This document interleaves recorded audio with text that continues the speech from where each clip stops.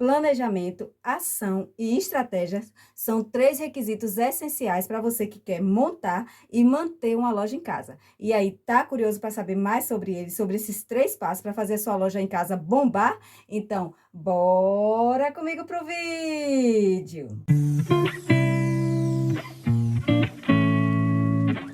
Oi, gente linda do canal, tudo bem com vocês? Para quem não me conhece, eu sou a Lília, sou empreendedora da moda e da beleza e eu tenho uma loja em casa de roupas e de cosméticos. E hoje eu vim falar sobre três passos essenciais para você que quer montar a sua loja em casa aí e principalmente manter ela, né? A gente sabe esses períodos tão difíceis que a gente está passando de pós-pandemia, ainda está na pandemia, né, com alguns resquícios da pandemia. Então a gente vem sofrendo aí empreendedores para poder manter os nossos negócios. Mas como diz que na crise a gente tem que aproveitar para criar, então eu vou te dizer esses três passos que são essenciais para você estar montando a sua lojinha e poder manter ela também. E o primeiro passo que eu vou falar é o planejamento. Antes da gente fazer qualquer coisa, a gente tem que fazer o nosso planejamento. Isso vale para a vida, né? Eu não faço nada sem planejar. Eu sou muito do papel, viu? Apesar da gente ter hoje todos os recursos aí tecnológicos da gente estar colocando em computadores, celulares, tablets, o nosso planejamento, eu gosto muito de escrever também. Isso é muito bom. E como é que a gente vai fazer esse planejamento da nossa loja em casa? Primeiro, saber o que é que a gente vai vender e para quem a gente vai vender. A partir disso aí é que a gente vai definir as outras estratégias. Aqui, o que foi que eu escolhi vender? Escolhi vender roupas. E roupas o quê? Femininas, para mulheres de 25 até 55, 60 anos. Então, claro que a gente pode atingir um outro público, mas na verdade o foco principal é esse. Também ver o estilo que a gente vai vender, para que a gente possa pegar um público mais assertivo e ter mais sucesso em nossos negócios. E também faz parte do planejamento a gente saber aonde a gente vai vender em nossa casa. Aqui, como eu já expliquei em outros vídeos, eu tinha um quartinho aqui, eu fiz uma reforma, ele fica dentro da minha casa, não é para rua, de fora para rua, né, para ver ali que tem a vitrine, que tem a fachada, não, ele fica dentro da minha casa, por isso que às vezes eu uso mais recursos online, né, para poder fazer a venda, mas eu fiz a reforma dele porque ficou um lugar mais aconchegante para poder atender os meus clientes que vêm presencial. Então você pode observar aí, se você tem aquele quarto na sua casa que você não utiliza, ou até seu próprio quarto você pode organizar para poder montar vitrine, poder colocar, como eu coloquei aqui, apenas um arara, algumas prateleirazinhas, para ficar bem arrumado, um espelho para as pessoas poderem ver, né? No caso que eu vendo roupas e cosméticos. Você pode ver a sua garagem. A garagem é um lugar super importante, né? Tá de frente para a rua ali, então chama mais atenção das pessoas. Aqui próximo à minha casa eu sempre passo, tem um brechó. E eles utilizaram a garagem de casa, colocaram as araras e tudo, expõem as roupas e os outros objetos que eles vendem nessa garagem. Então, você pode estar vendo se é na sua sala, se é no seu quarto, se é na sua garagem, e ver como arrumar esse espaço, porque a depender do espaço que você vai escolher, vai definir também o quanto que você vai gastar. E nesse planejamento também, eu tenho que ver quanto eu tenho para gastar para poder começar nesse meu negócio.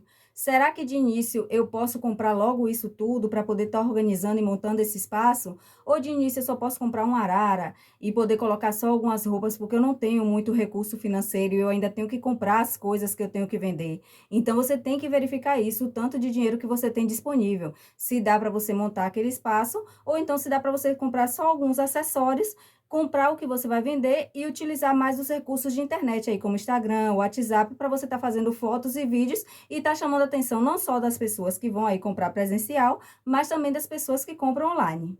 O segundo passo que eu vou falar é a ação, colocar a mão na massa. A gente já fez aquele planejamento, então vamos para a ação. O primeiro passo que tem dentro desse passo da ação é justamente pesquisar fornecedores. É muito bom que você saiba, tenha já aquele planejamento pronto para saber para quem você vai vender, porque aí fica mais fácil para saber quais os fornecedores que melhor lhe atendem.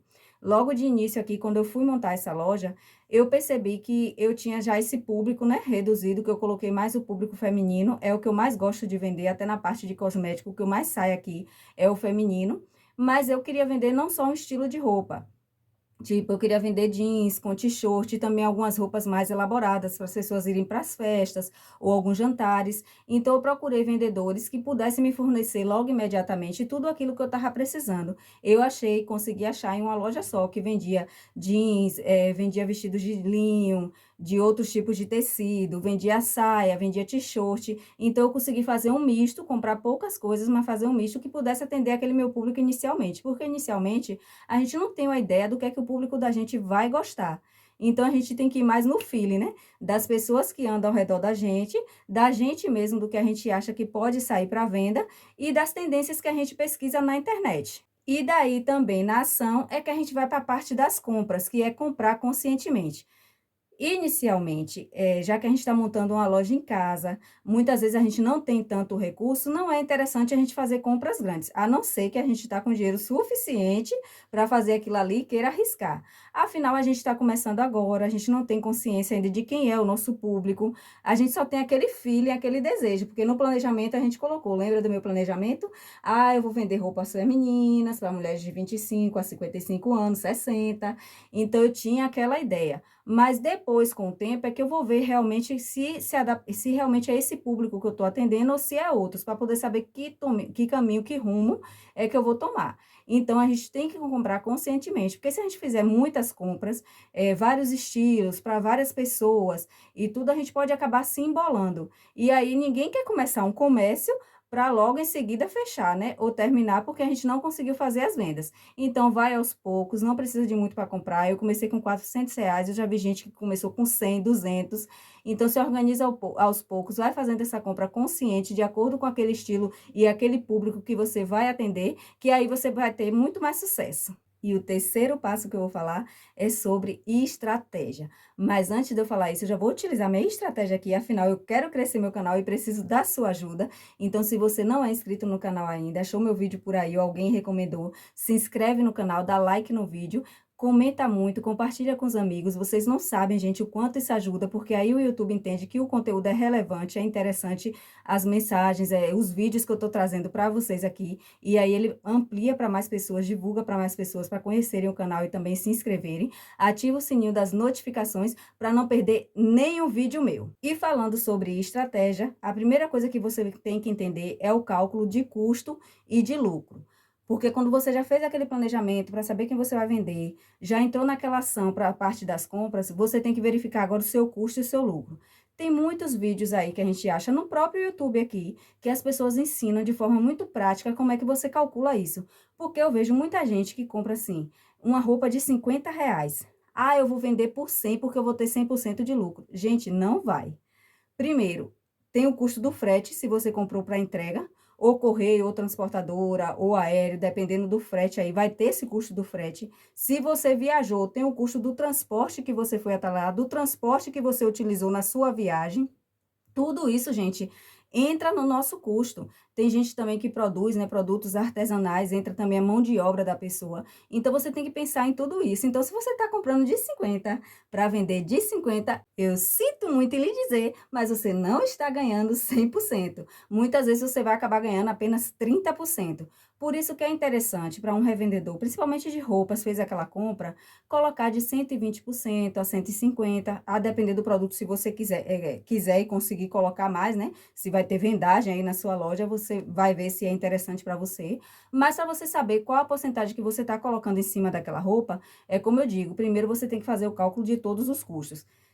Como assim? Eu viajei, estou falando aqui, gente, de forma simples, viu? Porque é mais elaborado esses tipos de cálculos. Então, aqui eu vou falar de uma forma simples para você, numa linguagem não tão rebuscada, apesar de eu ser formada em administração, ter tato com essas coisas e tudo, lidar com esses cálculos. Mas eu vou falar de uma forma mais simples, para que vocês peguem melhor a ideia que eu estou querendo passar. Então, se você comprou aquela roupa de R$ 50, você tem que prestar atenção. Quanto eu gastei para viajar, se você for viajar, a passagem aérea conta, o Uber que você utilizou lá conta, se você utilizou o Uber lá no trajeto que você fez, né, dependendo do local que você ficou, a sua hospedagem no local que você ficou conta, até a sua alimentação. Afinal, tudo que você está fazendo lá é justamente para você comprar as roupas para vender para o seu cliente. Ele não vai ter trabalho de ir até lá viajar e fazer tudo isso que você fez. Então, você tem que fazer todo esse cálculo e dividir pela quantidade de roupas que você está comprando. Se você não viajou, foi o frete, você tem que ver se é o frete da transportadora, do aéreo, ou se é o frete do correio, ver o preço daquele frete e colocar. As embalagens que você compra também é super importante, tem que saber a quantidade de embalagens, quanto saiu aquela embalagem, quantas mercadorias você vai utilizar aquela embalagem. Então, não pense não que sai tudo de graça. O brinde que você vai dar realmente entra no custo. Então, cálculo bem simples aqui. Você vai somando tudo isso. Vamos supor, comprei por 50. Eu somei tudo e todos os meus gastos, deu que eu tenho que acrescentar mais R$ 5 em cada roupa. Então, você já não vai vender por 100, já vai vender por 105, 110, para ter uma margem de lucro a mais. Porque você pode esquecer algum custo, ou você pode ter algum custo extra depois. Tudo isso você tem que pensar para não estar perdendo dinheiro aí. E ter bem elaborado, né, um plano de ações e promoções que você vai fazer na sua loja. A loja não vive só de promoções, não é que a gente tem que fazer só, eu tenho que organizar promoção, quando for Black Friday, num período que não está vendendo muito. Não é só de promoção, ações também são importantes. Tem um dia da mãe ali, eu vendo mãe e filha, vou fazer essa ação na minha loja, na compra de mãe e filha. Teve um dia que também não está vendendo bem, mas eu não quero fazer uma promoção. Eu posso estar vendendo um conjunto para estar levando um brindezinho, alguma coisa assim, porque o cliente ele gosta de se sentir presente na sua loja, ele gosta de ser reconhecido. Então, isso é muito interessante. Então, não só de promoções vive a loja, mas de ações também que a gente pode estar fazendo ali para a gente poder ter mais vendas e chamar mais clientes para o nosso comércio. E por que esses 3 passos são importantes para quem tem principalmente uma loja em casa? Porque, como eu já falei para vocês no início do vídeo, às vezes a nossa loja em casa não tem fachada para a rua, não tem muita visibilidade. Então, o que é interessante, já que a gente divulga mais na internet, muitas vezes a gente não tem tanto cliente presencial, é interessante ter essas estratégias elaboradas, até para uma loja que seja de rua, de comércio também, que tenha maior visibilidade, é interessante essas estratégias para poder manter a loja. Afinal de contas, a gente sabe que chega momentos que fogem do nosso controle, né? Como momentos que a gente está passando agora, que as vendas caíram um pouco. Então, a gente tem que ter essas estratégias bem elaboradas, principalmente para quem tem loja em casa, para que a gente não perca aquele ânimo, aquele intuito e depois acabe até terminando com a nossa loja, né? Fechando a nossa loja, porque não teve aquela possibilidade de crescer. Então, para você que tem loja em casa, utilize essas estratégias aí, utiliza bem as redes sociais para poder estar divulgando todas as suas estratégias, faz conscientemente suas compras, todos os seus pedidos, organiza o seu espaço. Gente, é bastante interessante que a gente tenha um espaço organizado para que as pessoas chegam lá e se sintam confortáveis e tenham mais vontade de comprar e possam anunciar a gente para outras pessoas. Afinal, a melhor propaganda é a boca a boca. E aí, vocês gostaram de saber dessas dicas que eu trouxe para vocês? Eu estou falando especialmente da loja em casa, mas pode ser utilizada em outros tipos de loja também, no centro, da loja virtual. Mas eu falo da loja em casa porque a gente às vezes tem aquela comodidade, né? Eu tô com minha loja em casa, eu vou atender de qualquer jeito. Eu chego, minha cliente chega lá, eu atendo no sofá, ou então no meu quarto, boto para sentar na minha cama, ou então na garagem, arruma a garagem de qualquer jeito, só com ararará. Não é assim. Mesmo a gente trabalhando em casa, a gente tem que ter todo um roteiro, todo um critério que segue nas lojas, que segue na rua também. Afinal, geralmente quem tem loja em casa também pensa em crescer mais ainda e ter sua loja na rua, pode ser desejo da maioria das pessoas. Então, para a gente crescer, a gente tem que saber organizar esse comércio pequeno que a gente tem agora. E aí, vocês gostaram de saber? Me contem aí nos comentários o que é que vocês querem mais saber de loja em casa.